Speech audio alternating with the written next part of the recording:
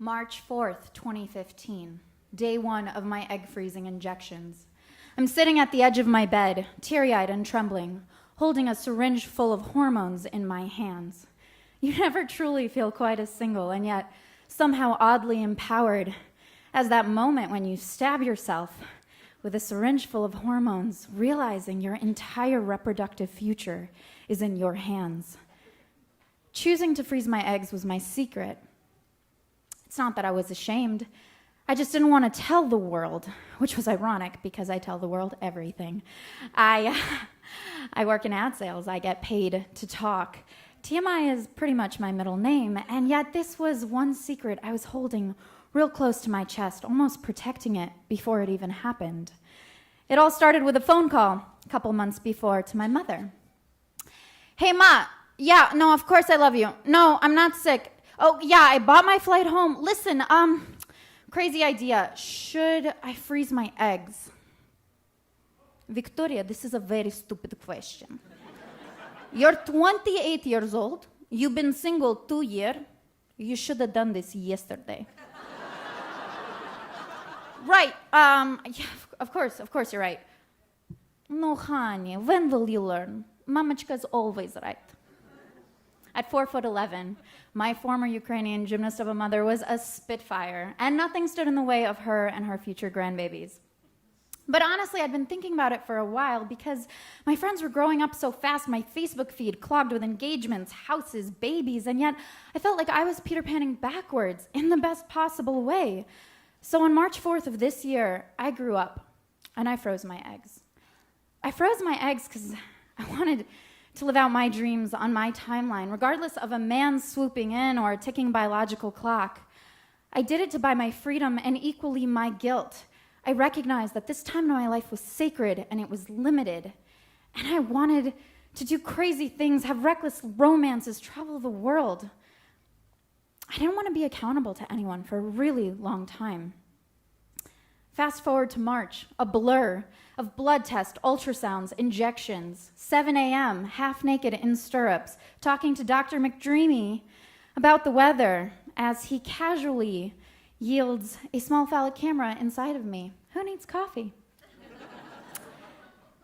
And then for a month, no sex, drugs, smoking, drinking, nothing. Cocoon to my tiny 600 square foot apartment in the dead of winter. I was going crazy. And then on the 16th day, I went in for egg retrieval surgery, and it went great. I mean, I got 19 of those suckers out of me in an hour flat. But then my stomach was noticeably swollen, so the nurse handed me this one-sheeter on ovarian hyperstimulation syndrome. I read that less than 1% of women contract this complication, and it's really painful and it's really serious. And then in 72 hours, I finally became part of that 1% of something. I was jolted awake mid-slumber with the most searing pain I've ever felt in my right ovary. I stood up and blacked out, awoke drenched in a cold, thick sweat. I was rushed to the ER, and there they diagnosed me with an ovarian torsion, which is when your ovary twists on itself, cutting off its blood supply, ultimately killing it. The irony was not lost on me. And the doctors were concerned that I had 2.5 liters of fluid building up in my belly and lungs. I seriously looked 8 months pregnant. It was a disaster. And dread washed over me at the sight of this needle he pulled out, the length and width of a shish kebab, slowly approaching me, like there's no way in hell that's going inside me. You're going through my belly button, right, Doc? And the nurses informed me, no, this was going inside of me, intervaginally. I begged for drugs and shrieked as that needle pierced through my grapefruit-sized ovaries, hitting organ by organ over and over again. 20 minutes felt like 20 hours. It was the single most painful, excruciating thing that I'd ever been through. But I woke up the next morning, and I didn't feel regret, and I didn't feel sorry for myself. I felt joy. So much so that I did something I hadn't planned on. I shared. I got on Facebook, and I posted the whole damn thing.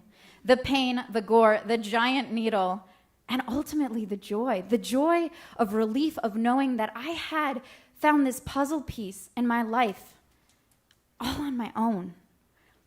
Something crazy happened. In the coming weeks, I felt sexier and stronger. I went on dates with reckless abandon, and before that poor boy got his first beer down, the words intervaginal shish kebab needle came spewing out of my mouth.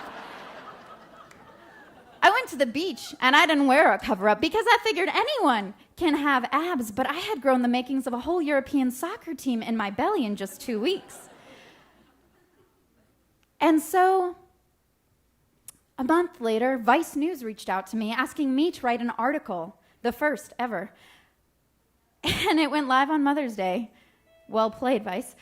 Viral within 24 hours. And because I became this poster child of all the freakish things that could go wrong with egg freezing, this wild media circus ensued. Good Day LA and Fox interviews, a podcast, and holy shit, I'm going to be in next week's edition of Time magazine.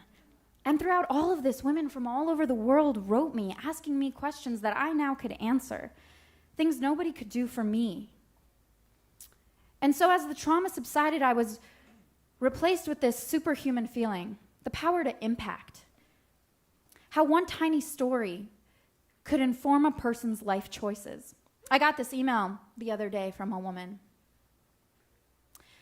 Vicky, I don't know you. I feel like I do. Like you're a younger me, only I waited till my late 30s to freeze my eggs, and now it's too late. I think your story is going to be a game changer for the next generation of women. Good luck with your babies. God bless you. My story's a game changer? Like, no, I just wanted reckless romance and travel. I had no idea it would ripple out like this. And to think, I just wanted to keep a secret for the first time.